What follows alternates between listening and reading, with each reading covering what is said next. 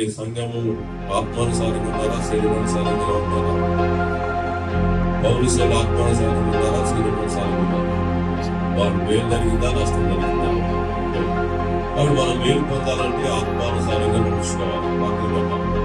ఈ లోక దినాల్లో వాళ్ళు మరి శరీరానికి ప్రాముఖ్యించాలి, కానీ దేవుడు చెప్పినట్టుగా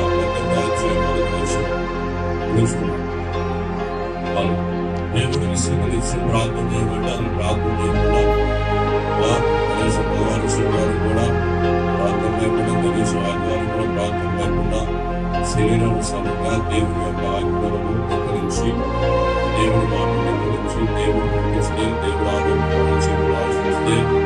దేవుని మాటను ధిక్కరించి ఏం చేశారు? బలపడంలో నశించి దినాల్లో 5 దినాలకి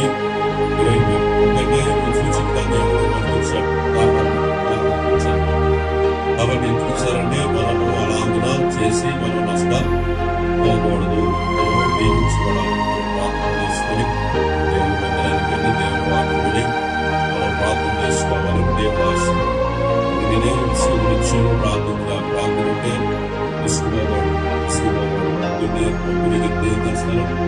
పొద్దున్నే 8 సాయంత్రం 5 వరకు పని చేస్తాం. విసుగాలు వస్తుందంటే 10 సాయంత్రం 8 దాకా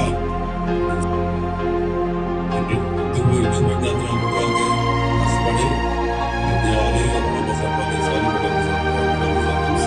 ఆలోచన విసుగల పని అంటే విసుగల. కానీ ప్రార్థన అంటే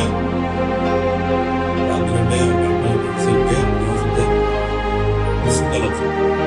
నేను అనుకుంటానంటే దేవుడు మనకి ఆరోగ్యం, మన శక్తి ఇవ్వద్ది, ఆయుష్ ఇవ్వద్ది,